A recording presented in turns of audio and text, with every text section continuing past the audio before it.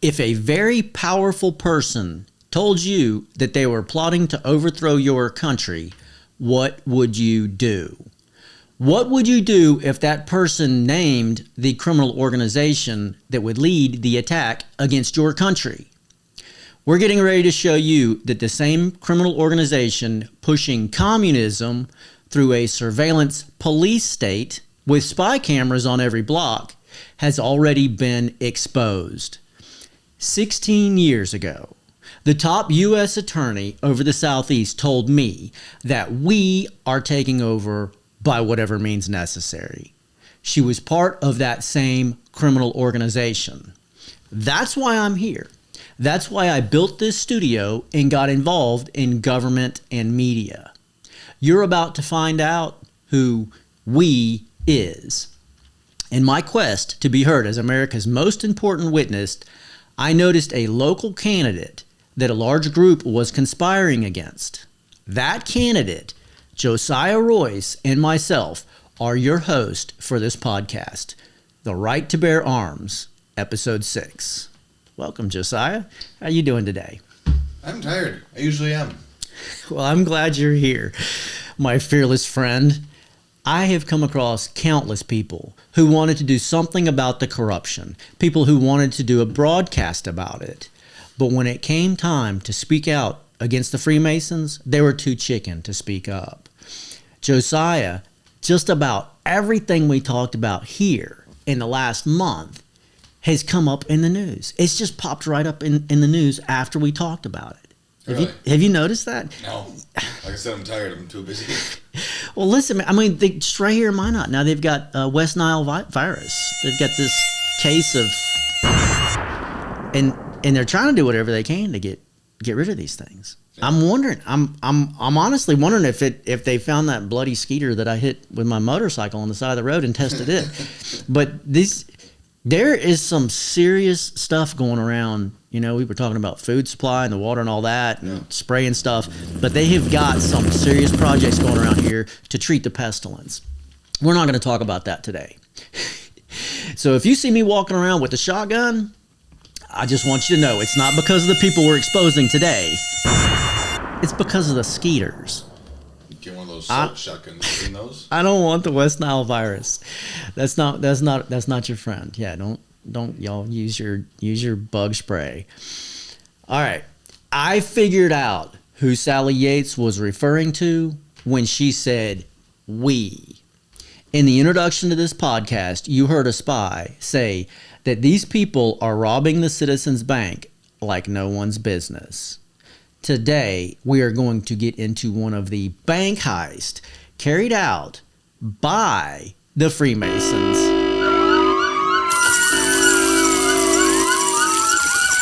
One of the many robberies that this conspiring group has orchestrated. We are also going to get into a heist right here in North Dakota involving a federal investigator who murdered another cop and then shot his girlfriend. This same investigator, or federal I, was also involved in the Dunseith debacle, a federal government fraud scheme of epic proportions. This has led people to question whether the Briejo murder and assault case is tied to the Dunseith debacle and part of that federal level cover-up. This isn't happening in one place. This is happening all across the United States, across the pond in Europe, and right here in Minot, North Dakota. Beck News has been exposing the state's prosecutor who tried to reduce the charges for the cop-killing federal investigator. Wait, Graphic 1, please. Reduce the charges. How many charges were there? Well, hold that thought. Okay. Hold that thought. I'm gonna jump into that in just a minute. Graphic 1, please. So this is Amanda Engelstad, the state's prosecutor. I want you to pay attention to Amanda Engelstad's peepers. Can you see that, Josiah? Can you see how long her eyelashes are? I had a hard time getting a good picture of her. If you watch that series, you'll see that this lady has some long fake eyelashes that would scare a camel. This just really jumps out at me. Now, Beck News has been covering the Daniel Briejo case and calling out this prosecutor for a long fake show to punish the federal eye that did the killing right here in Minot. Amanda Engelstad has been trying to let Briejo get away with murder. In a minute, I'm going to show you a video of a Freemason joining a conspiracy. He will be vowing loyalty to a group that claims to have a column of protection. I want you to consider if that's what's going on in the Daniel Briejo case. The victim of the Dunseith debacle publicly accused the murderous federal eye, Daniel Briejo, and presented evidence against him publicly. Why hasn't the prosecutor brought an indictment for those actions? Could it be that Daniel Briejo would roll over and testify against the other people involved if he had to pay for his crime? That's what you were asking me. You were saying, what are the other charges? You know, what's going on with this case? So it's a complicated case, and you can watch it on injusticeND.com. We'll give you that several times if you want to get a pen and take notes. We're going to give you some leads on where to go to watch this information, where to find this if y'all are interested. But so Daniel Briejo shot and killed another police cop, high-ranking officer, and shot his girlfriend here in Minot. And we covered that. Beck News is covering it, injusticeND.com, where you can watch that. But before that, Briejo was involved in a massive cover-up. So hold that thought. I want to take you to one of the most surveilled cities in the world, because we're going to tie this in with the massive data attack. You're getting ready to see, like, everybody's sitting there going, like, what's going on here? I'm going to show you. You're going to see today what's going on. I'm going to take you to one of the most surveilled cities in the world, where police have been running organized crime through Masonic lodges. You're going to see what a police force controlled by Freemasons can do to rob the taxpayers. These Freemasons even took it to the point of armed robbery and bank heist, because there isn't enough money to satisfy their greed.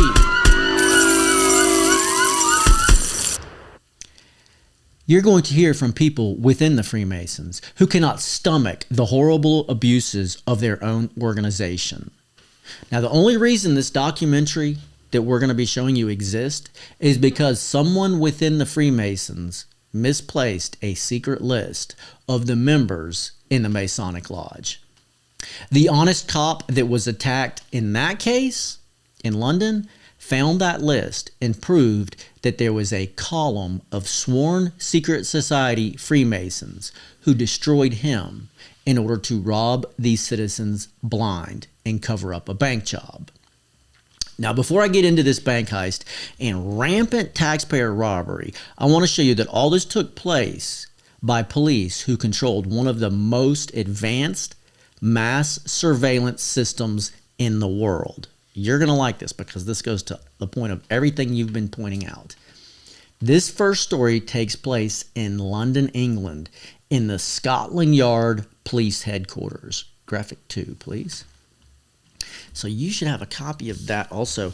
Graphic 2 that you see up on the screen is just an AI overview of Scotland Yard. And you know, documenting what I'm telling you is not just me making this up.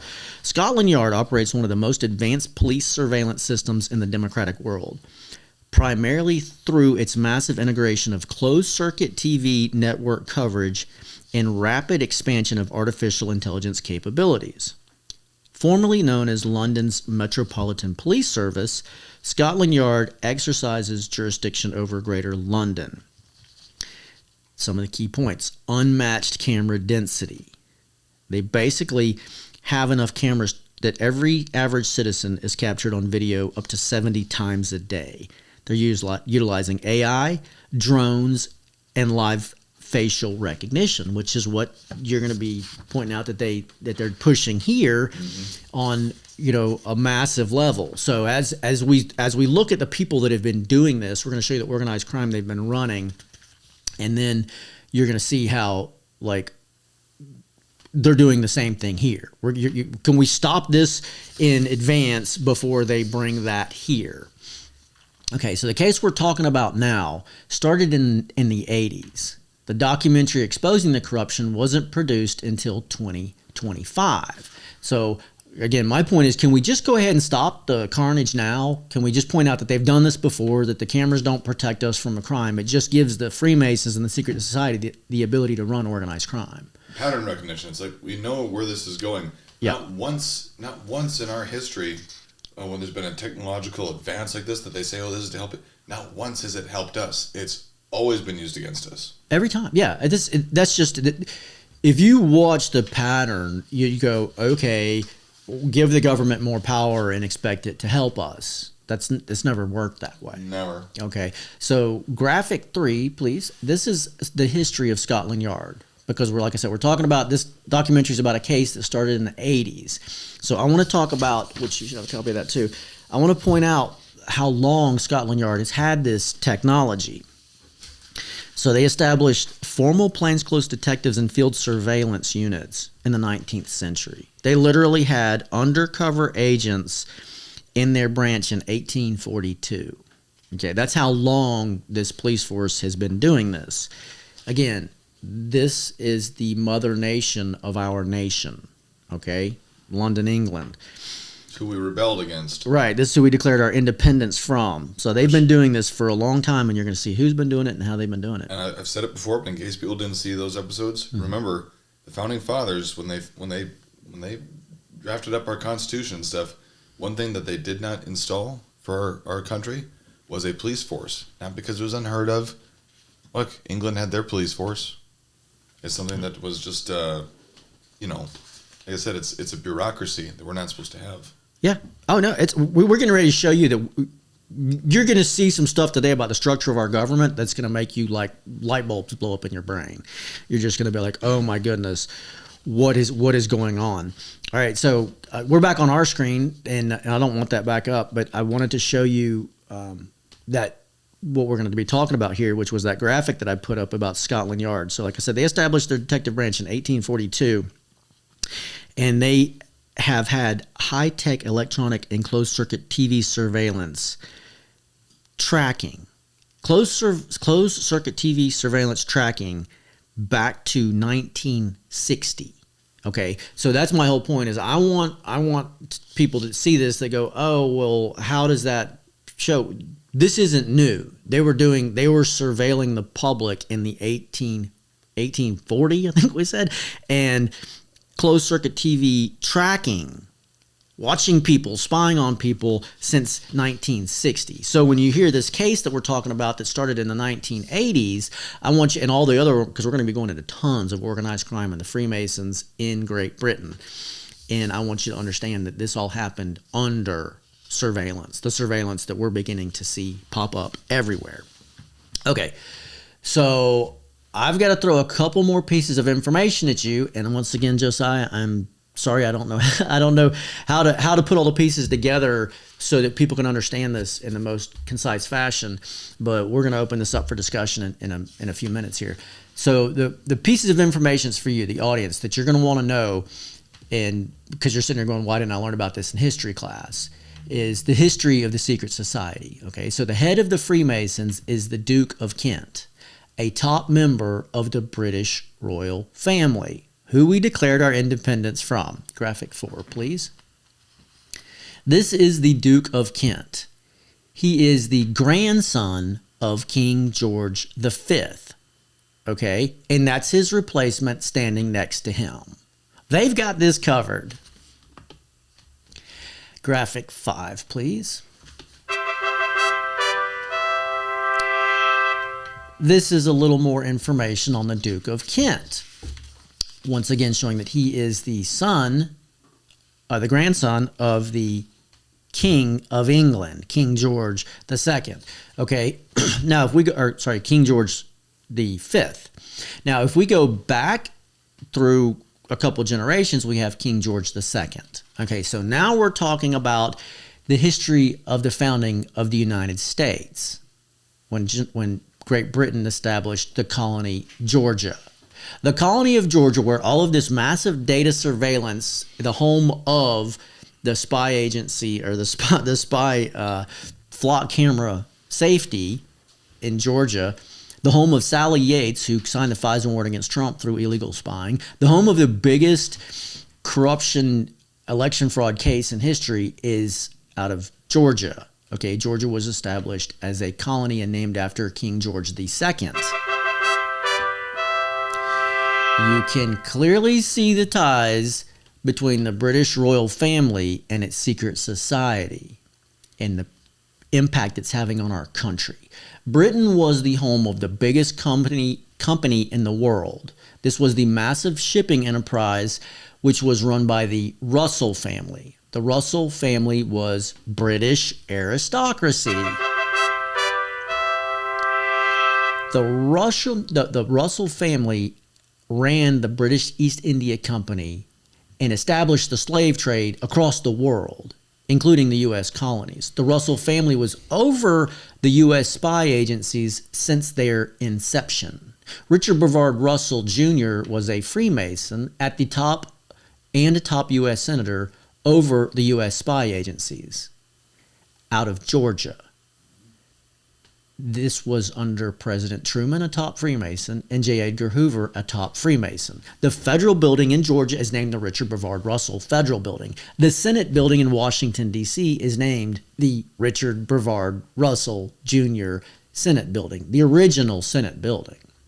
So when Kash Patel calls the Hoover FBI building a diseased temple of weaponization, you can see that he's referring to a Masonic temple, a secret society that's controlled our country through the spy agencies, the FBI.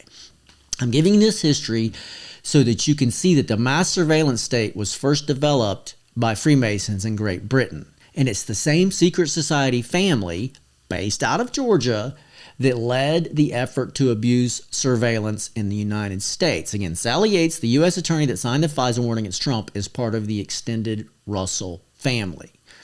If you want to know how mass surveillance in the U.S. is going to play out, look no further than what has happened when the same people did it in Great Britain. And that's what this documentary that we're going over today is going to show you. It's about organized crime run by Freemason police under high-tech surveillance. The name of the documentary that we're going to be talking about today is The Ex-Chief Inspector Exposes Masonic Corruption in the Police Force. This was in the most high-tech police surveillance state at that time. The documentary begins by exposing the Freemasons' secret vows to conspire. So this clip's going to be from that documentary. That's clip 1, please. That my hand, given to a master mason, shall be a sure pledge of brotherhood. This is a reconstruction of Freemasonry's strongest oath of brotherhood, the so-called 5 Points of Fellowship. It is this secretly sworn vow which most worries the critics of Freemasonry. To unite with his informing, a column of mutual defense and support. a column of mutual defense and support. That's disturbing. My hand. So this guy comes in, and the reality of the matter is when they first come in, they're blindfolded. They have to take vows before they ever even get a blindfold off when they join the Freemasons.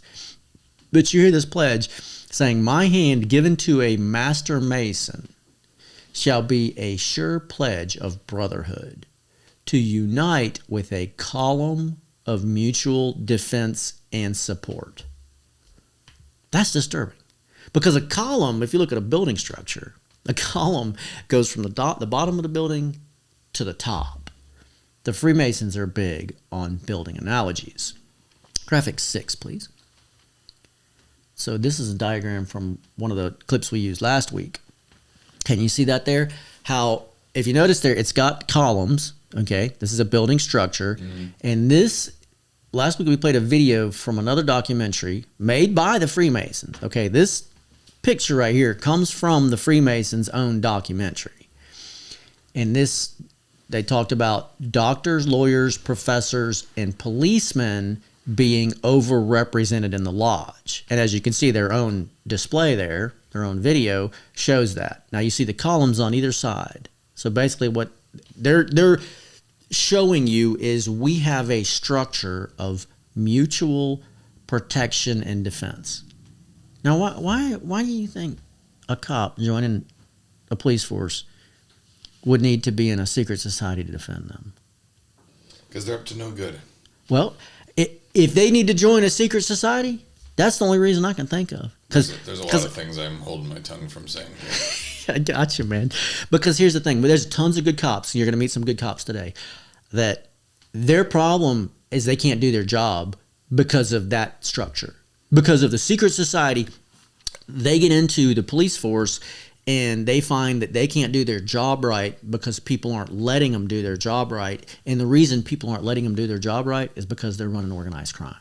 There's a group of criminals, established criminals, in the government, in the police force running organized crime. That's what this documentary is about. Which is why even some friends of mine in the past that have said, like, well, I want to join and but I'll be a good cop. I won't be like one of the bad ones. I tell them, you're joining a bad organization. If you want to be a good cop, be a sheriff's deputy, because the sheriff is constitutionally founded and it's not a Freemason organization inherently. Right. It's not that there aren't good and bad in both departments, but Sure. it's like at least join the one that is structured properly. Yeah, I get it. I mean, and that was your big campaign platform, and that's been proven over and over again. Yeah. Like with the stuff that's going on here in Minot, we keep seeing that over and over again where it's like, oh, wait a minute, if they had done what Josiah said, we would be able to deal with this problem much more effectively. And cheaper. Yes. Yeah. Taxes going through the roof. Yep. I told you so. I told you so. What do you do? And the whole time we had people conspiring against you to mislead the citizens about you, and some of the we're investigating that. We've been exposing Freemasons. You're going to see we're putting a name on them. We're investigating. We're putting a name on them. We're exposing what they're doing.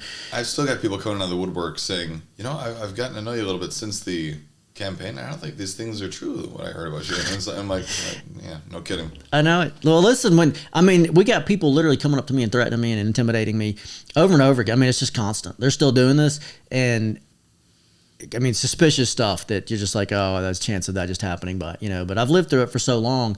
But that's what I'm seeing is, like one guy comes in and he's like, nobody cares about you. You sit there on your stupid little, and he's getting online and saying all these ridiculous things about me, telling me what I believe and all this stuff.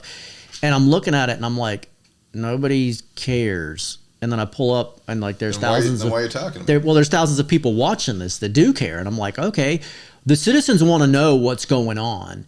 And they want to know why the news isn't giving them the news. But the hypocrisy, obviously it's bugging him because he's trying to tell you nobody cares. It's like, you know what I do with things I don't care about? I don't even think about them. Right.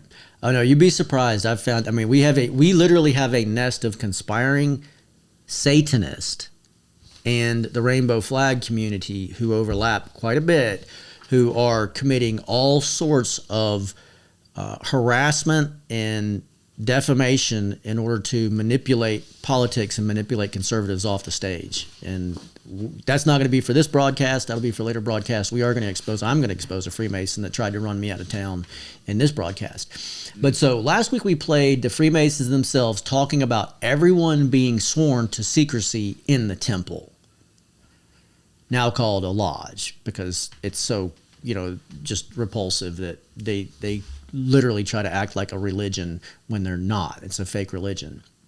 Notice the columns associated that we pointed out in that earlier graphic. So I want you to think about the structure of protection that a corrupt cop would need to feel comfortable running a criminal organization as a police officer. Okay, so Josiah, today you get to be the criminal. so I want you. What else is new? I want you to think. I know, yeah, everybody loves that, right? I want you to think about if you were going to join an organization like this and give your hand to a master mason to be used in a column of protection, mutual protection. I know it's all so warped. What would you have to have as far as a structure to feel comfortable in pulling off like a bank heist? Metaphorically, I'd need an insurance policy. You know, this is not in the script today, but when I stung Sally Yates, and you might remember this from those cases, she asked me, do you want insurance on that? And here I am like stinging her. I'm like, what? Do you want insurance with that? If you remember the early cases in Washington, D.C., that was one of the big things that hit the top national news was people talking about it, insurance on a criminal case. Do you want insurance on that? Sally Yates asked me that. But literally, that's how warped these guys are getting into this. And you're seeing, well, how is it that they're protected? Who's protecting them? And you can just look at like this prosecutor locally, in this case we're going to show you overseas, where it's obvious, but this guy literally catches a whole bunch of people and is able to get their name and their identification and show that they're meeting together in secret in a Masonic lodge. That's what's jacked up. Yeah. So now there's video surveillance everywhere. You've joined a criminal organization and they want you to rob a bank. Yeah, I need a plan B. It's like, so you're covering me, and then what? You're going to pay if I get arrested. If the journalist finds out and I get caught, then what? Then you better have the prosecutor in your pocket. Prosecutor, a judge, an attorney. Well, if he gets to where he spends all your money, they got to have the public attorney, right? The public defender. In my case, when I stung Sally Yates, I'm going to call him out. Barry King, the public defender. I sat down with that man and I said, I stung these criminals. I don't belong in here. Get me out of here. He continued to play with the racket. It's that bad that these people can control pretty much anybody that's in the legal system. Once you get in, if they're able to spy on you and keep records of you and watch everything you do, which we're going to get into later, this tracking and most citizens don't really understand what the flock cameras can and can't see. You're going to be shocked when you find out what they're able to do. So that's the legal network. When they talk about a column of protection, that's going to be the legal network that we've got. You know, it's pretty jacked up. But right here in Minot, North Dakota, we have this victim being ignored because a column of protection is in place over the federal agent who is the killer. Fortunately, the judge hasn't cooperated so far with this prosecutor, but the state's prosecutor tried to reduce the charges instead of seeking additional charges. So you asked me earlier about seeking the additional charges. Here's the thing. There was a massive multi-million-dollar racket that was the Dunseith debacle. Okay, so in the Dunseith debacle, they were manufacturing illegally these really high-tech devices, like for control airplanes, and I mean, just ridiculous. And they were doing it illegally, but they were using it on all kinds of federal, like military airplanes that are regulated by the FAA, and all kinds of really, really serious problems associated with this. But it was a fraud.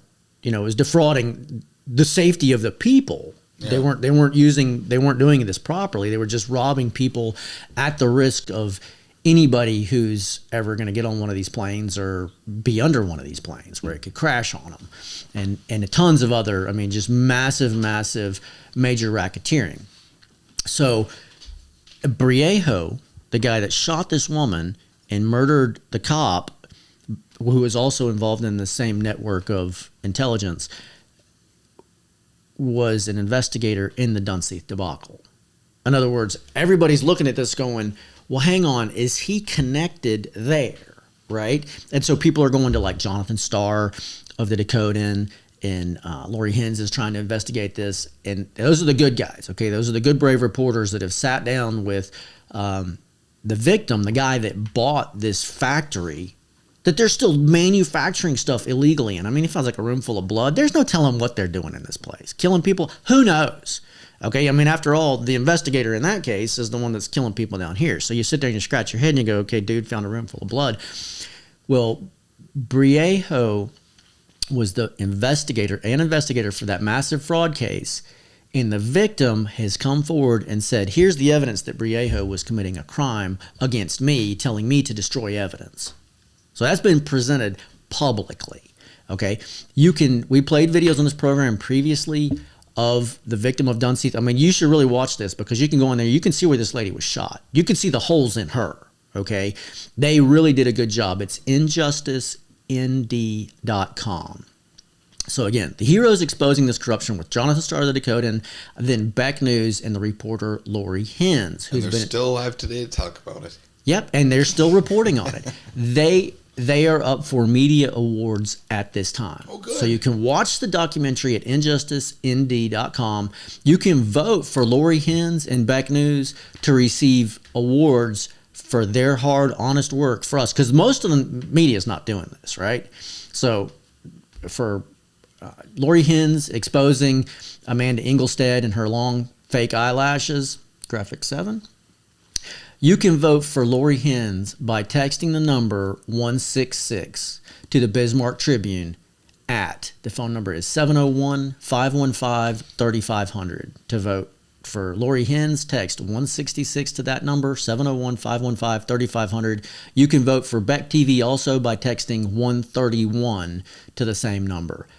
That's how you can support the locally owned organizations that are exposing corruption. The Good Honest News Channel. Please support our upright local news channels like the Dakotan and Beck News.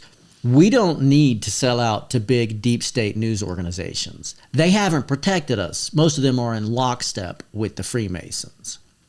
So we have a state's attorney, Amanda Ingolstadt, that's trying to protect the federal eye for killing another police officer and shooting his girlfriend. Never mind the massive Dunseith debacle, the multi-billion-dollar lawsuit that you have to pay for and I have to pay for. Well, all of a sudden everybody's going, yeah, what's Briejo's deal there? Why is he shooting people down here? Does it have to do with that big cover-up?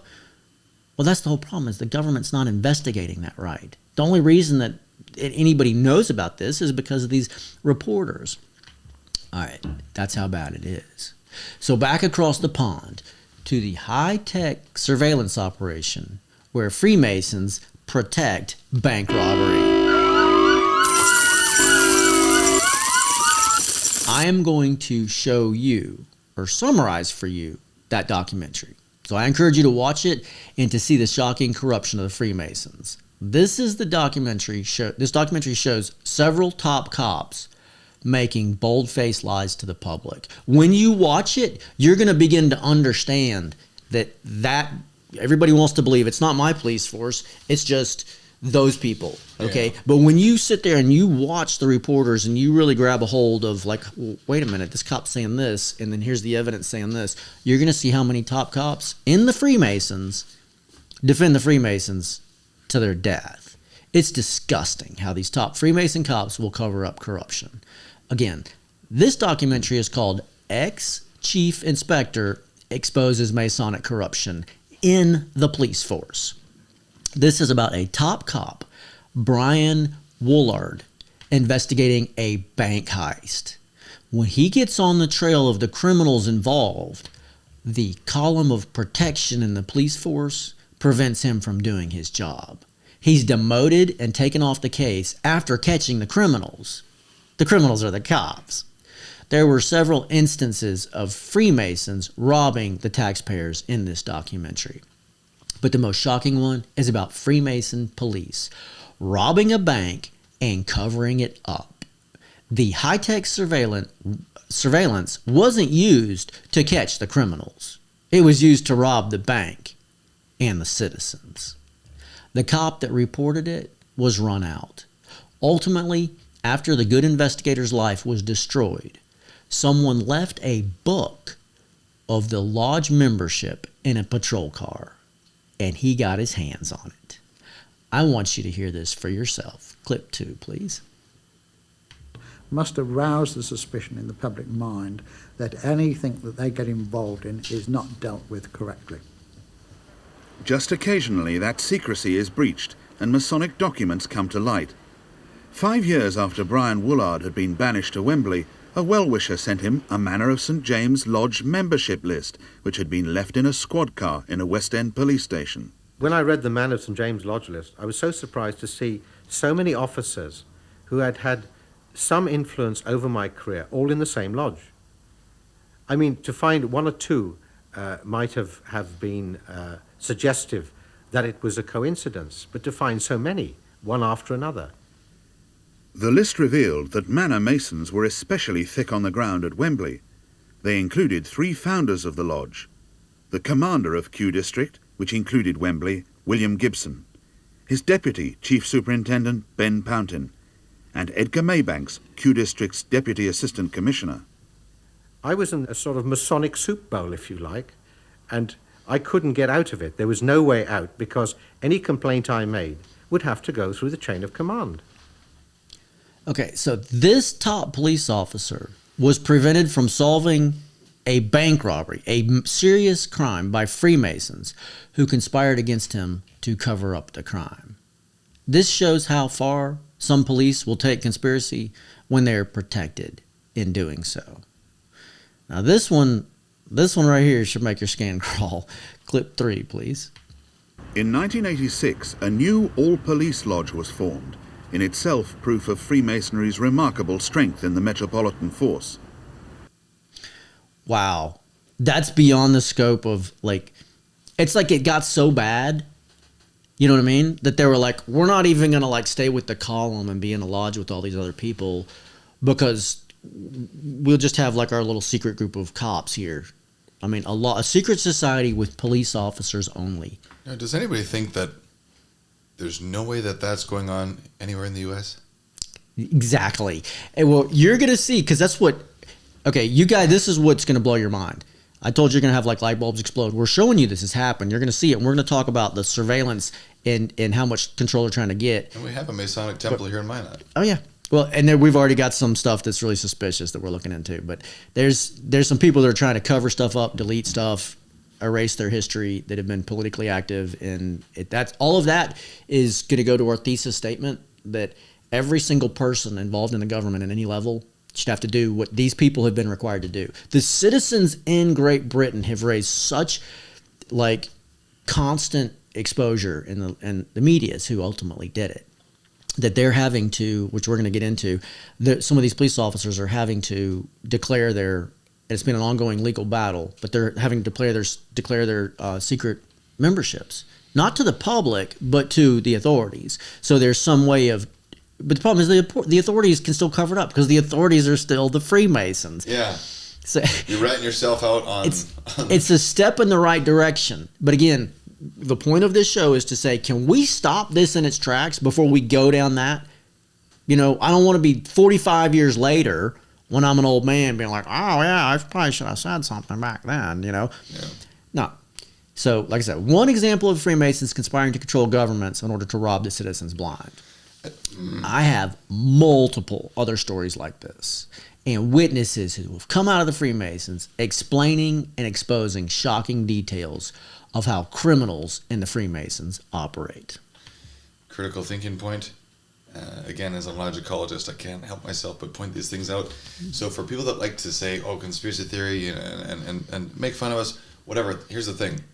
What, in acknowledgement that's that usually generated by the Freemasons, yes, so you know but that. even if it wasn't, I'm just saying, even people that go, oh, you read too much internet, whatever, it's like, so what do you think, since we know that there's Masonic temples, they say them right on the side of the building, what do you think they do then?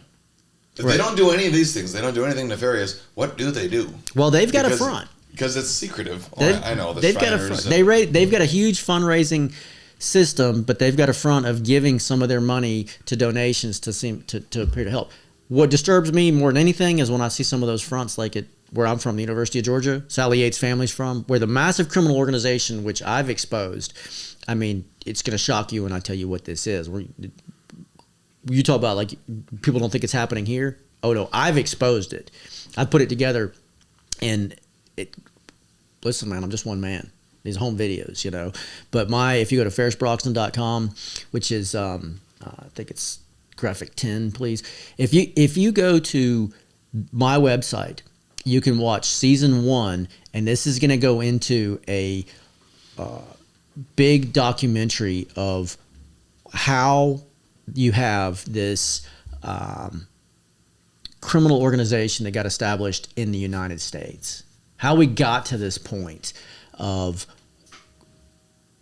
the Freemasons running our government like they're doing in Great Britain. It's Sally Yates' family. Okay, she told me she was going to attack Trump. That's the whole point. So you're going to see, if you get into that, you're going to see the Dixie Mafia, which we'll go into more details on that in a minute here. But we're going to be covering those cases and witnesses in future episodes. Okay. Now, before we leave this last case, I want to make one point because this is important. Just like any organization that people come out and say, oh, everybody that was in that is this or that. Everybody in the Freemasons is not a criminal, okay? There's people that have gotten to this organization that are good people, okay? The problem is it's a criminal organization. You're getting ready to hear a good person that was involved in that case or a witness to it in Great Britain who's going to talk about how the Freemasons, the people at the top, are allowing the criminals to run organized crime in it, okay? That's the point. You can't condemn somebody just because they're in this criminal organization. A lot of people don't realize that what this man's pointing out, what this man's waking up to realize, that the people at the top are making it a criminal organization. Clip 4, please. I believe it's time Grand Lodge put its house in order. The men at the top are either so naive they think it doesn't exist or they're turning a blind eye to it. So obviously, this man was a Mason for 30 years. He's condemning the people at the top. He hates what's happening and what he's seeing in his organization. Okay, so that's our disclaimer. And that's a whole long stretch above what we're going to take a break right here and go to the cop of the week. So because we're going to, we've been talking about all this corruption in the police force and then the Freemasons in the police force. There's a whole lot more corrupt cops that are Freemasons in the police force, okay, than there are the other police officers. But we have this much higher percentage of cops that are good cops that aren't in the Freemasons, okay? Most cops get into law enforcement to be good cops. They get corrupted by this type of an organization. So that's the whole point. We support law enforcement. We need good cops. Good cops are really important. Do we have that clip available? I support constitutional law enforcement. Is it? We can wait on it if we need to. Okay, so this is going to be the cop of the week. I don't know, maybe cop of the month, maybe cop of the millennium. Wait till you see this. This is a good cop that really, he takes care of business. This is off the chain. What, this happened in Georgia?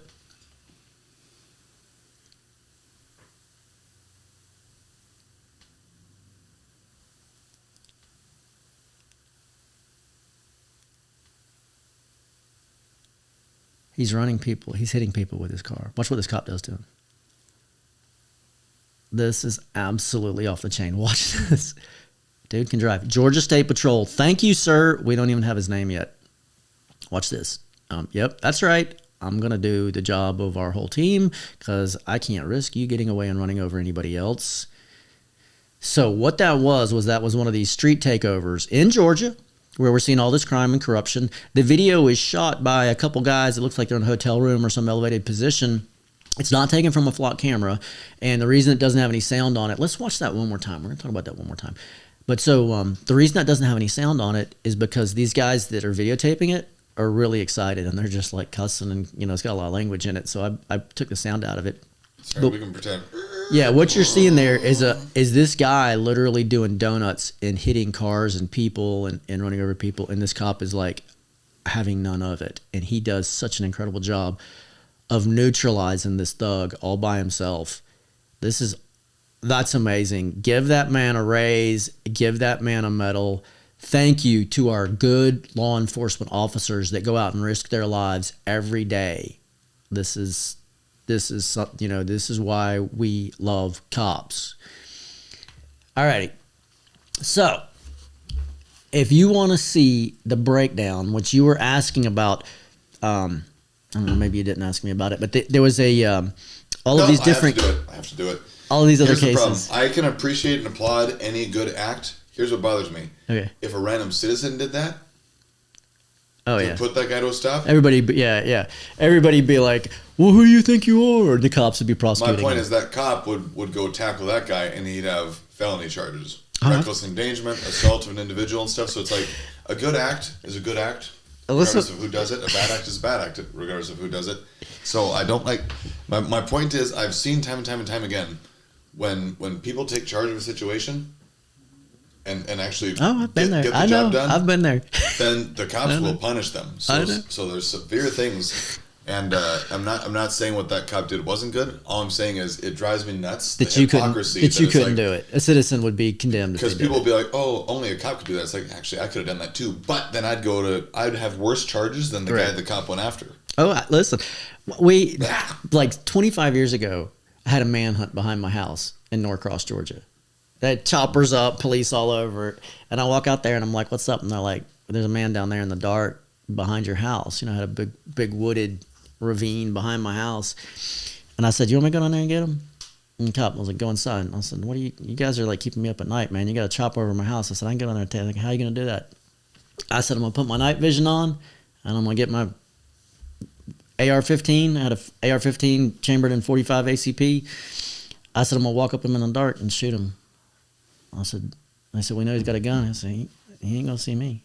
I'm gonna go down there. I got the equipment. I go down there. I'll walk right up on him. He won't see me, and if he does, I'll have like a supreme advantage." Cop was like, they would not let me help them. I had to sit there and listen to the stupid helicopter fly over my house all night long because they would not let a citizen help them do their job. Another issue for another day. All right. Hey, even Ted Nugent is a deputized volunteer for his sheriff's office, and he does help with raids and different things. And it's like, friggin' deputize me. It's like, we support the police. We understand. I mean, I think nope, not the police. You can't put that on me. I'll never do it. All right. Not that organization. I support righteous law enforcement. I support constitutional law enforcement. Okay. Not the police organization. The sheriff's department. Okay. I support cops on every level. Cheers. Okay. So yeah, we won't split hairs on that. All right. Josiah Royce is a constitutional advocate, and he advocates the structure being made proper. He doesn't have any issue with anybody in particular. Thank you. All right. So this is where I unravel the national unsolved crime of Jimmy Terrell, the mayor of Winder, Georgia, in ferrisbroxton.com. Let's see that one more time. This is, if you go to ferrisbroxton.com and you go to season 1, you click on season 1, episode 15 will be a summary of season 1, and then you can watch through it. It's got probably like 20 hours of footage. Like I said, it's home video. Thanks. It's home video, and it's not really well put together. At one point, I've got a reporter in there talking about it with me. But what I find in response to what you were saying is that organized crime that's happened overseas that we're looking at in this case, and there's a whole bunch more of it, but we keep seeing it in London and other countries, it's happening right here, okay? Sally Yates' family was running organized crime in the Piedmont Judicial Circuit of Georgia. That's where the Richard Brevard Russell family established Georgia. That's where the Richard Brevard Russell law firm is. The Richard Brevard Russell Federal Building is in Fulton County, Georgia, where all the election fraud is. Okay, so all of this that you hear about, Sally Yates went to Dunwoody High School, the same place I graduated from. So the all of this crime that you're saying, do you not think we have it here? I went back and I found it, and it's shocking, absolutely devastating. Literally, the mayor of Winder, Georgia, right now, an old man named Jimmy Terrell, was a protector of the Dixie Mafia. Okay, Jimmy Terrell is Sally Yates' secret society family member. Sally Yates' mother's maiden name is Terrell. Okay, Sally Yates' parents lived in Winder, Georgia when the most deadly man in Georgia, Billy Burt, was over the Dixie Mafia. They literally protected this hitman and other Dixie Mafia kingpins. Her uncle, Alfred Quillian, who was a federal judge in the Fulton County Federal Building, the Richard Brevard Russell Federal Building, was the DA at one point over the Dixie Mafia in Barrow and Jackson County. Okay, so we're talking about a crime family that has already happened through the Freemasons. There's been books that were written about it. Mike Buffington, the editor that I told you was the editor of the paper that came forward and they started investigating Sally Yates with all the drugging and people that had the same related story that the FBI took over and buried. Okay, that man, Mike Buffington, wrote a book called I don't even remember the name of it right now, but it's about the Dixie Mafia and their code of silence and how they murdered people. But Billy Sunday Burt murdered over 50 people, and he was protected by Jimmy Terrell, the mayor of Winder. If you go back and you look, I forget, there's another case that happened where 2 doctors were murdered, and this guy was literally I don't know what we got on our screen here, but we good? Yeah. Okay. So Jimmy Terrell was the there's conspiracy of silence right there. Yeah, Mike Buffington, the murder of Solicitor General Floyd Horde, murdered by the Dixie Mafia. So there was another case that happened in West Atlanta where people were framed, and it ended up being one of the biggest debacles where 5 men were framed, and a lady came forward and said, "Oh, we murdered those doctors." No, that murder was carried out by Billy Sunday Burt. They ended up finding that and liberating these people. The investigator, the investigative team intimidated us, coached this lady, gave her drugs. One of the investigators was having a physical relationship with her. She was living at his house and all this. Jimmy Terrell was in charge of that investigation. Jimmy Terrell moved to Winder, Georgia, and became the investigator for the police force, chief of police of Winder, Georgia, over the federal racketeering operation that was Sally Yates' family called the Dixie Mafia. And he's still the mayor of Winder, Georgia today. Wow. He's caught in my case. The sheriff there is caught in my case. The judge, the chief superior court judge in the Piedmont Judicial Circuit is a man named Nick Prim. He was my wife's attorney in this federal racketeering case that I stung them in. The criminals that were running organized crime in Georgia are still in charge in that area. Approximately how long has he been mayor? Like how many terms? He's gone from being the chief investigator for Winder, Georgia, to being, I think, the chief of police and then the mayor. I don't know exactly that track on that, but I know one thing, that when I go back and I look at it, it looks like they literally have changed the record. Just like when they control the media, they can do this. Yep. Just like you can't find where the FBI took over Mike Buffington's investigation. The FBI took all that off, but they never provided the results of that investigation. The person that led that criminal attack was Sally Yates. She was in charge of the FBI. That's what a corrupt prosecutor can do. That's what Freemasons can do when they have all these connections and they're in charge. The chain of tyranny. It is exactly. It is happening here.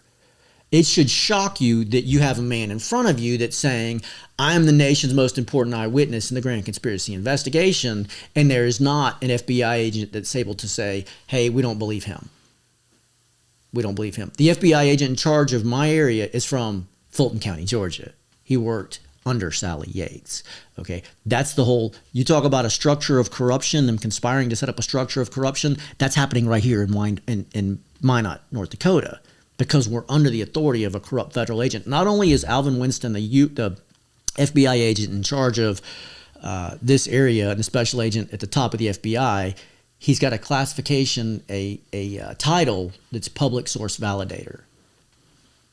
The media should be demanding that he respond. Why do you think Ferris is not a valid source in the grand jury investigation?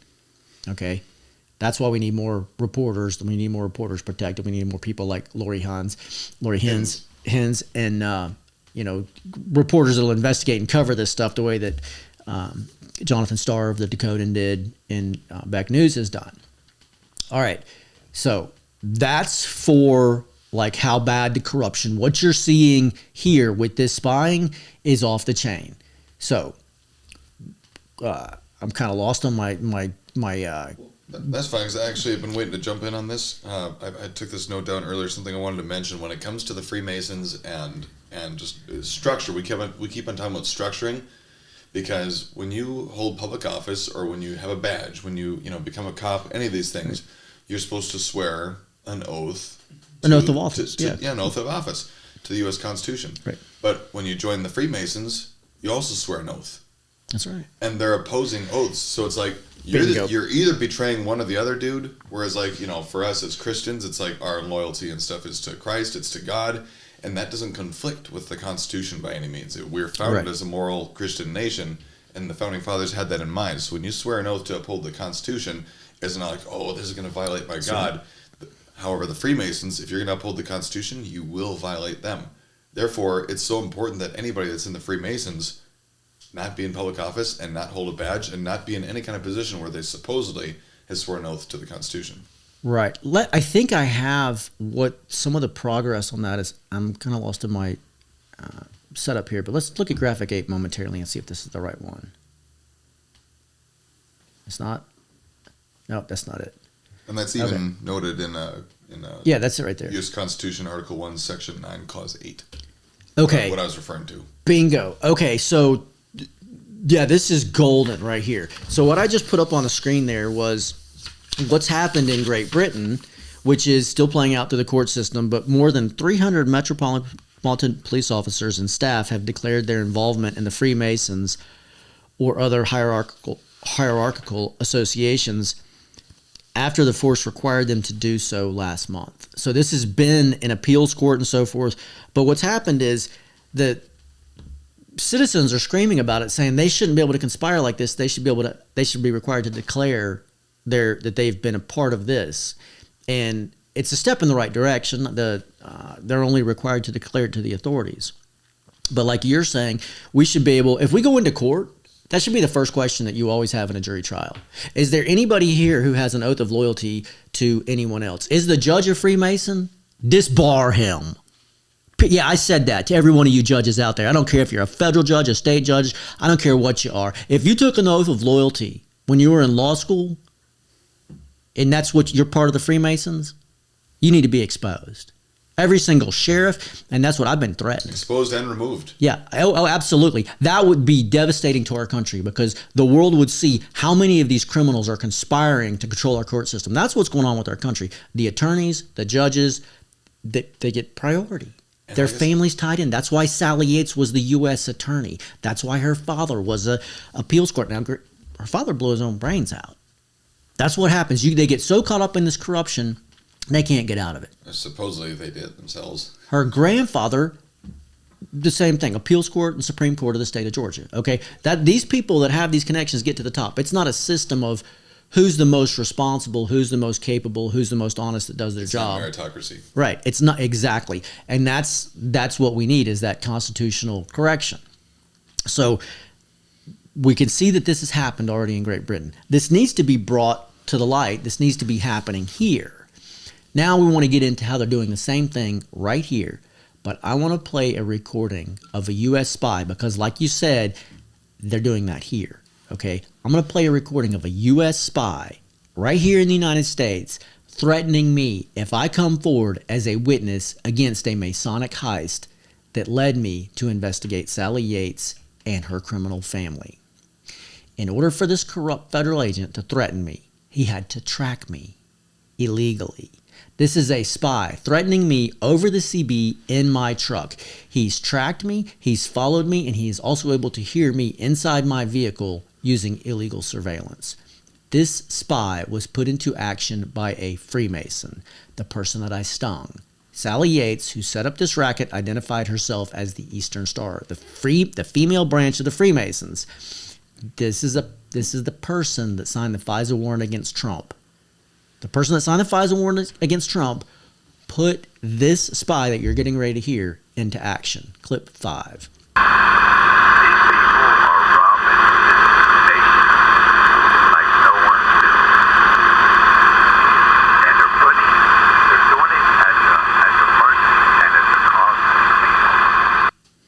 These people are robbing the Citizens Bank like no one's business. And they're doing it at the cost and the mercy of the people.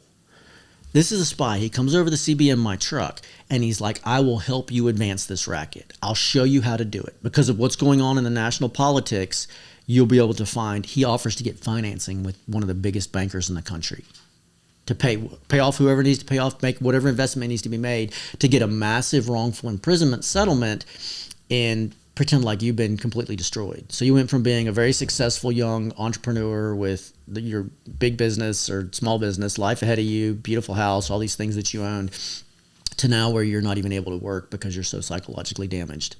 I would not cooperate. I would not pretend to be psychologically damaged. And they're basically saying, we won't help you get that settlement if we can't have something to blackmail you with. You see what I'm saying? They could prove that I'm not incompetent. Once I get a multi-million-dollar settlement and that's part of it, they could say, that's fraud. They can so that's how the Freemasons gain control over you. Sally Yates explained all this to me when I stung her. But that is exactly what he says. Now, I want you to hear, he tries to get me into this. He points out the point we've been making. They're robbing the Citizens Bank. And since they're all robbing the Citizens Bank, you might as well too, because they can't stop you.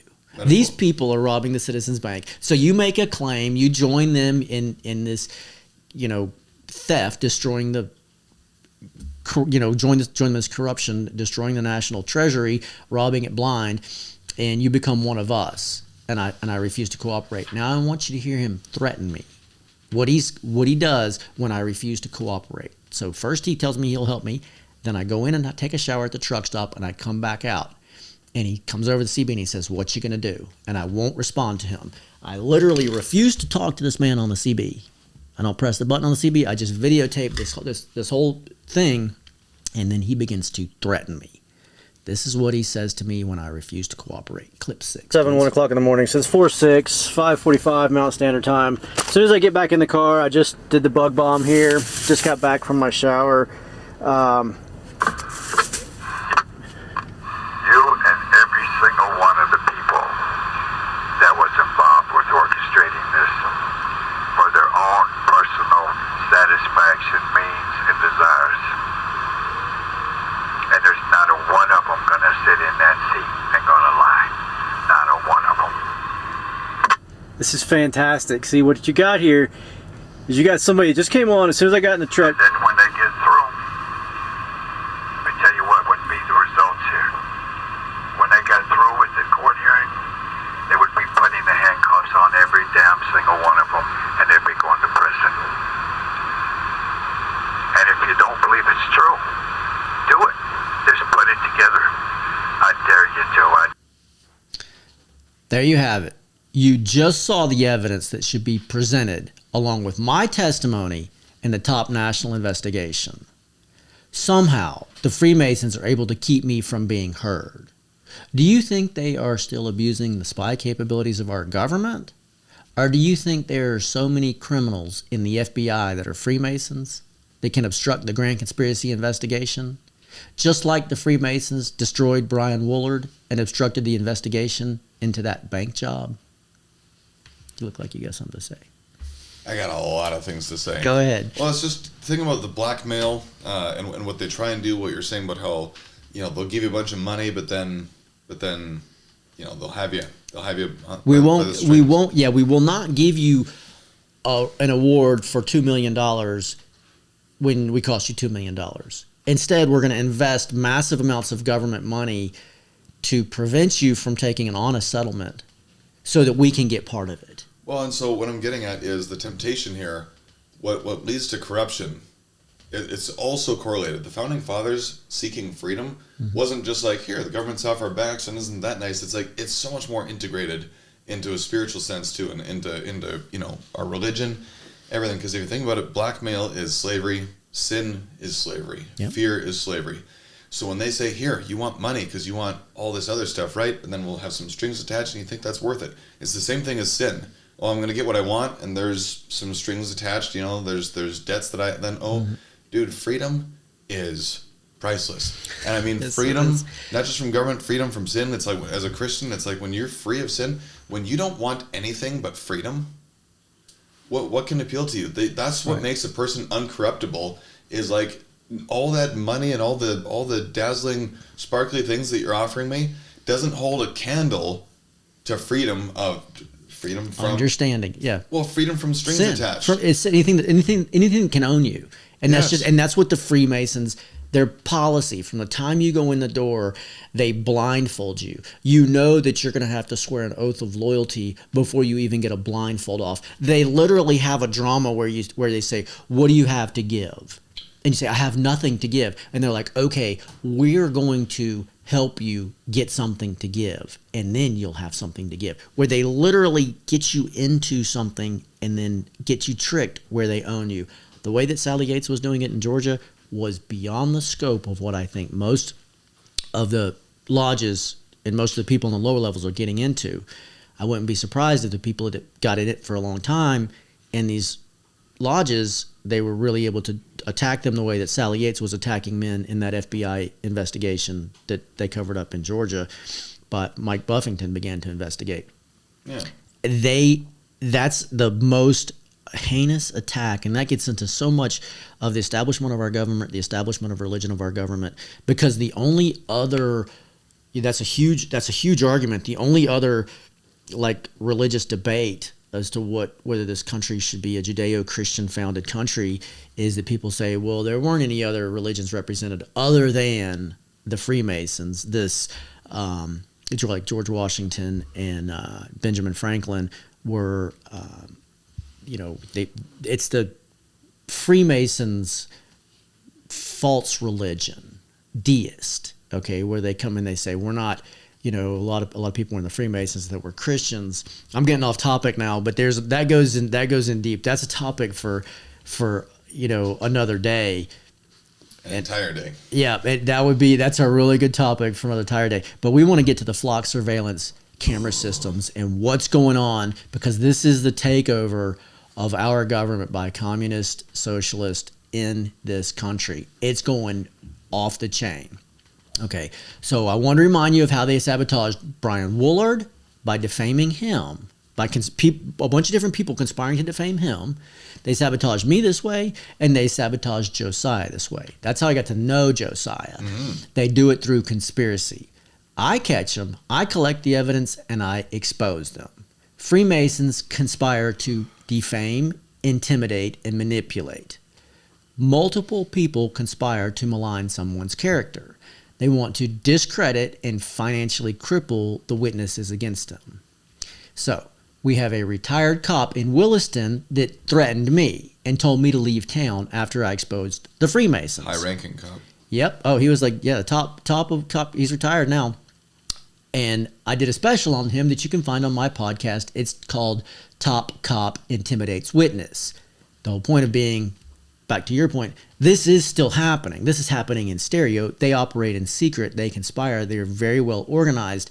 They are manipulating the election system of our local officials, which you're going to see is huge when it comes to the flock camera systems and the data centers.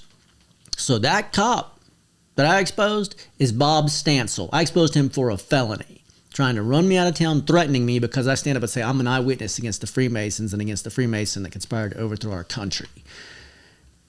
I'm not going to be intimidated by Freemasons. I'm going to expose them. And if you want to get at the top of the list, try to intimidate me. I've already got a couple at the top of the list. We'll be dealing with them shortly. There's more to come on that. We are working on putting together the evidence against some of those people right now. But I want you to think about a group of corrupt police and what they could do to silence a witness. For that matter, anyone that could get the flock camera data, whether they work for the municipality that has the flock camera system and they have permission to use it, whether they work for the company Flock Safety, or whether they just hack into the program, because all those things are happening and have happened. So let's look at some remedies that should be considered before we develop any more spying or data centers to store the spying data in. So we already went through like what they've done in Great Britain. I was a little bit out of order here with making the police officers declare that they're Freemasons or have been, a part of a organization that declared their loyalty secretly. That should go for, like I said, all government officials on all levels. Mm-hmm. Because what we're seeing here with these data centers is we've got a politician, in fact, that was on the news talking about this recently, and she was saying, she's a Democrat, and she was saying, hey, we need to put a pause, a moratorium on all data centers because people don't understand what's going on here. And what's happened was, the argument is there's this effort of the data centers to get in with the local community, whether it be the city council or the county commissioners. Yeah. And those are the people that are determining, hey, yeah, we're going to let you put up this multi-million or billion-dollar data center that affects all these people. And so someone that basically the county or the city has in the past given permission to control relatively small projects are now they're signing agreements with this massive companies. And again, coming from like Washington, D.C., you know, this we exposed that it came in from, you know, some big politicians with big money investing tons of money in this. But it's like, it's given them literally the ability to go to county commissioners and get their permission and contracts to put in data centers before the citizens know anything about it. And before we know it, it's already sold and being crammed on our throats. And this politician saying, hey, this needs to be dealt with and addressed in the proper fashion. So the whole point now, when we look at the Freemasons, that's a structure for organization to push that on us, just like the flock camera systems. Everybody's against the flock cameras. I mean, there's like, you know, you poll the public, it's like 90% of the public is outspoken as like, absolutely no, this flock camera spawn has to go. This is no good. More than 90%. I haven't met one person who's not already in a position of power. People in positions of power will be like, well, I can see the benefits and I like it. And it's like, and they'll even vote for it, but it's like, you're already one of the beneficiaries. When you start looking at who is this pushing them, without getting into all the names, because we got like local reporters here and different people that have been pushing this. And when you look at it, like right on the face of it, you can see they're taking their money. Anything and everything. If you had to balance the scales, 51% to 49%.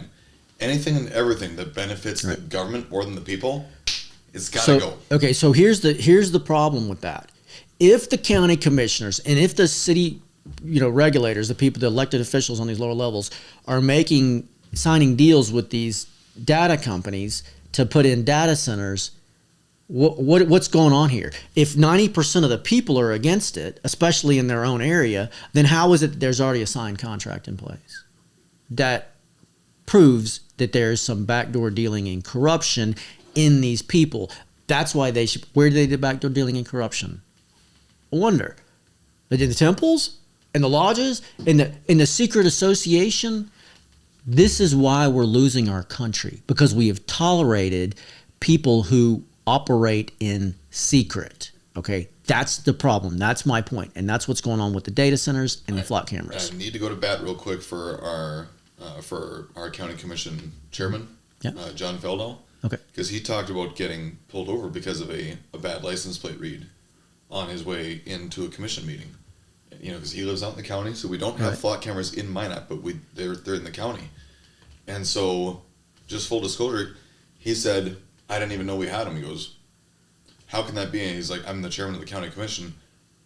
Shouldn't I know about this? Shouldn't I have some involvement in it? So it's like the state can put them up. So the city doesn't have them, but I think the state is putting them up in county territory, and the county commission didn't even put it in. So it's like, he was bothered by that. He said, shouldn't I at least know about it? That's who is. Told him, oh, sorry, we thought you were someone else. We've gotten to this point where there's so much heinous corruption like the Dunseith debacle and this big case. I don't understand how this Briejo case has gone on for so long. I mean, it's just like, unless they had indicted him for stuff in, you know, like threatening Hofer back in the Dunseith debacle section of the case. You know, if they were building more of a case, but they would already have him convicted on some things. And if he was smart, they would have worked out a deal. But when you look at this ongoing, like, just tornado or sinkhole of our money going into these investigations when it's just a cover-up, it just makes me sick, because it's like nobody is held accountable. Like, that's how corrupt we are. Why don't we solve the problem and get rid of the cause of the corruption? The ability of people to associate secretly, get rid of the secret alliances, expose the Freemasons for who they are. Why isn't the media screaming about this? Why isn't it like Great Britain, where people are going, you know, it's the people that understand are fighting. They're cutting down the flock system. It's crazy. I mean, right here, Winona, Minnesota, next door. Have you heard about this? I don't know. Tell me. They cut down every flock camera. Somebody in one night. Yeah. I did hear about that. My brother sent it to me, and I said it just reminded me of the movie Gone in 60 Seconds, where it's like everything one night, boom. It's absolutely crazy. They've got this, you know, insane movement of people that are they understand it on some level, but they're not fighting against the Freemasons and the root of the problem and exposing the root of the problem. They got one guy And I mean, it's, the stories that come out are just so, it just goes so fast. It's And grueling. And we're not advocating. We're just, Right. it's fascinating. Right. Yeah. We're not telling you how to do. I mean, there's some different things you'll see people online promoting, and that's what you see it everywhere. People on promoting, they're saying, well, this is illegal. I would never do this. And they explain how to damage a system or do something. There's a guy that got arrested for destroying a bunch of cameras, cutting down a bunch of cameras. And my understanding is they had some 20,000 people. I think you sent me a clip I of that said video. that, yeah, 20,000 people said, nope, couldn't be. I saw him. 20,000 people provided an alibi for this guy. This guy was, it's amazing, man. He's like The Mask. He's like Jim Carrey in The Mask. This dude was like fixing cars with people. He was in church with other people. He was on vacation out of the country with other people. This man was everywhere but in the place where the flock cameras were all cut down. And there's 20,000 people that say they'll go to court and testify for him to provide an alibi for him. Honestly, the cameras have made so many mistakes, so many documented mistakes, so it's like they can't even say that, but we have them on camera. It's like, yeah, but you've arrested how many hundreds of people that were the wrong face? Obviously, democracy has failed us. Why has democracy failed us? Why is it that the will of the citizens isn't being honored? Yeah. You know, like we've got, like I said, we've got this Democratic candidate that's running, and she's going on and debating with, you know, our top political reporter here, who's, we're not even going to get into that right now, but I don't want to get into names or whatever with those people, what's going on right now, but I really respect what they're doing. I support them wholeheartedly. I don't care what side of the aisle they're on. If you're willing to get up and explain the problem, and we got like Tara Ducart Fisher, she's great too, getting up and going. I mean, the crazy thing is, like, I saw this lady and I was like, I want to get her on the broadcast. And I started trying to figure out who she was. I think I sent her a message. Can you get? Next thing I know, every reporter in town's telling me, "Hey man, we're trying to get her on the broadcast." I'm like, you know, everybody. And then I see her on. She's on with like Trent Lewis, you know, and then she's, you know, like on getting this petition to get one of these corrupt officials removed, you know, and like the whole county's like signed it. I mean, people are really taking this seriously and going out and getting stuff done, and our leaders are stepping forward. I want to see the people who are the elected position stepping forward and making those statements and doing what needs to be done, because what we're seeing is the leaders of our community are not the people that we thought were the leaders of our community. We're seeing a whole different set of people. So back to the flock cameras. This is disturbing, y'all. What these cameras can do is beyond the scope of what most people understand. Okay? The new generation of flock cameras can literally, with the way they're designed to operate, can literally scan your car's computer and tell everything that computer has stored. Driving history, hard braking, everything, acceleration, everything. Now there's another company, Flock Safety is the name of this company that has all these cameras up. And by the way, you're paying for it. That's why cars are so exponentially expensive compared to what they used to be. Right. Because the government is saying, here, you have to have all this technology to feed back to us. It gets terrifying really fast. The new cars, okay, a lot of people don't understand this. The new cars, $100,000 pickup. The new cars in 2027 are required by law. Our federal lawmakers in Washington, D.C. passed this. In 2021, by the way. They passed it in 2021. It's supposed to be activated by 2027. That's still something they're debating, and people are saying, hey, we're having all these problems with it. But what it is the new cars are required to have scanners that literally scan the driver's eyeballs, make sure that driver is not showing signs of being unfit to drive.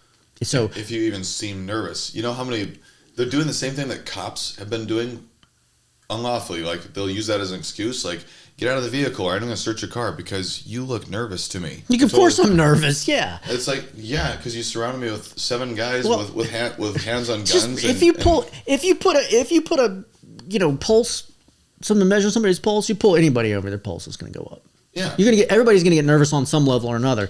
You know, some people are more nervous than others, but that whole, like, your car is going to determine whether you're fit to drive. Your car and every bit of information on it. So what if some of these guys from like Flock Data, okay, or Flock Safety have gone back and like gone to Flock Safety in Georgia and exposed them. They wanted to be secret, incidentally. I thought it was a great video where they go in and they find their headquarters is moved, they're secret, the people, their security won't let them talk to the media. They run the media off. And then a guy shows up that's like security, calls the police, he's a military from Great Britain. What do we know about the Great Barrier Military? This whole thing is like so sketchy out of Georgia, and the cops show up and the cops back them. And these guys with the deflockers, the people that are exposing flock, are like, we'll file open records request. And then the state or the city, I think it was Smyrna, the city in Atlanta, Smyrna, wouldn't even cooperate with the legal request.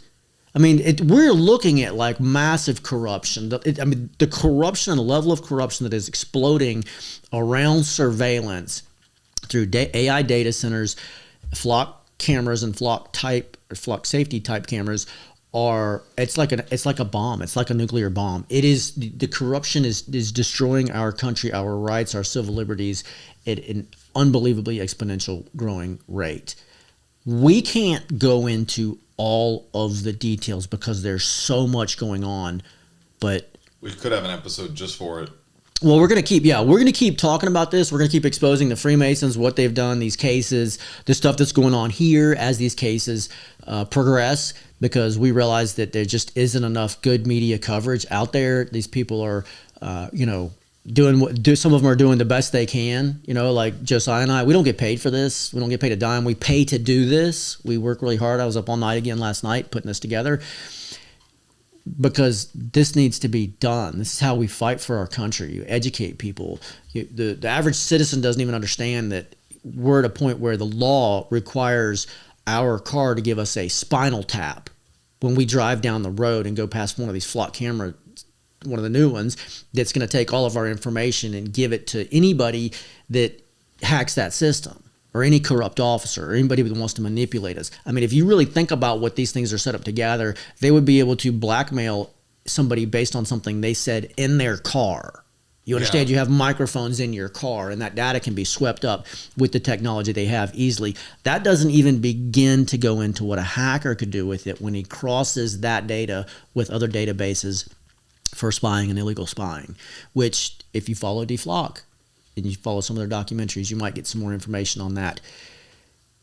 You want to throw in anything else before we wrap this? Well, I'm just saying, Benjamin Franklin, said, because you're saying democracy has failed us, and he said, it's a republic if we can keep it. It's not democracy that's failed us. But okay, what's failed us is tolerating the secret society that's wormed their way in and tried to abuse the civil liberties that we have. Cowardice has failed us, because here's the thing, and so I'm just kind of, government is like a tree. Like once it's been planted, it wants to grow, and it's our job to keep it at bay and trim it and cut it down and prune it. Yep. And that's what the founding fathers had in mind, and our modern day elected officials are just wanting to grow it exponentially. They're giving the tree more than water. They're giving it steroids. And they're like, let's make this thing so big. So here's the thing. When I say it grew out of control, don't misunderstand whether control is in one hand or the other. It was in our hands. It was in the hands of the people. They're trying to grow government out of our control into controlling us. Exactly. And we are so far the way there, and it's terrifying. And these are the nails in the coffin, if you ask me, because Your sanctity of the Fourth Amendment and not being spied on, but now that your own vehicles are doing it, and even, we don't have time to get into it, I know, but there is speculation out there that the fuel is the way that, because I drive older vehicles, and it's like, I'm not going to buy one of these new things, but with the ethanol that my older trucks will not run on, and so then they're stranding us that way. And I got two Antiques. Yeah, and I wanted to just have nothing but that. I love the simplicity of it, and that it can't even beep at me for not wearing a seatbelt. The average citizen doesn't understand how vulnerable we are. As we think about, and this is what nobody's even talking about this, as we talk about a civilization dependent on data centers, you really should look into what an EMP is. So an EMP can be something that's created by man through war, for instance, explosions through war. That's how war's conducted, to take out people's power systems. Or it can come from the sun. People go, oh, you're crazy. No. Look up the Carrington event. A solar flare that took out all of the electronics across the globe, okay? This was, just search Carrington event, okay? This was back when the highest tech electronics most people had was before telephones, where they had the telegraph system, okay? But we could have that at any time. Do you want your money? Is that where you want to put your money? There's a million people that are going, hey, what do we do? How do we prepare ourselves? Think about it. Start following the websites. Think about how you would prepare yourself for what these absolute buffoons are pushing on us. Water in your house. Start educating yourself. How am I going to provide food? What would happen if the power went out here in Minot when it's negative 20 because we've got all this like power overload because we let these people push data centers on us and now we don't have power. Are you prepared for that? That's a pretty serious like threat when it's negative 20 outside. But start thinking along those lines of how would I get clean water? Do I have water filters? Do I have water in the house? Do I have food? Do I have a way to get food? What would happen if what's already happened happens again? We are that like far behind common sense that we are literally investing money, and people like Trent Lewis are pointing out, hey, we're putting it all in these data centers instead of feeding the cattle and the water and taking care of our water supply and our fertilizer chain and all that. And it's like, well, yeah, absolutely, but it's worse than that. Even gas pumps are totally electronic. They're all digital. So it's like, if you think, well, don't worry, I've got a generator and I'd run it's like for months, right? Like for the entire winter, you run a generator without having to go to the gas station. They're going to be pumping it out. If we lost power and you had to get fuel, you're going to actually have to have a way to pump that fuel out of a hole in the ground to get it into your car. Yeah, and then the other thing is, if the government wants, they can shut down the highways. They can say, nope, it's not safe to. For your safety, we're not going to let you leave town either. And in fact, the only place to go to stay warm is a government-provided shelter. By the way, under my house, it's my rules. Under that government shelter, you can't have any guns. We saw that in Louisiana. Yep, and you can't. And then you do whatever we tell you if you want to survive. We've seen that. Like we saw that with the Superdome or whatever in Louisiana during the hurricanes. Yeah, there's been nasty stuff to happen all across this nation already, and now they're pushing this whole thing to be more and more dependent on these things that ultimately are going to be a catastrophic failure if we don't have a backup plan. When you think about the Declaration of Independence, just from England, it's like the Founding Fathers were not saying, now, no more depend on England, depend on your government. It's like, no, you want in God we trust. In God we trust. You want total independence from government. It's not about their government versus our government. You don't want to depend on your government. Right. We need to create a system where our children are educated properly and taught to be self-reliant. And now we have a situation where the parents don't even understand what that means. They're over there trying to figure out which like gender the kid wants to be. I mean, more for the next episodes. Yeah. You guys have a great week.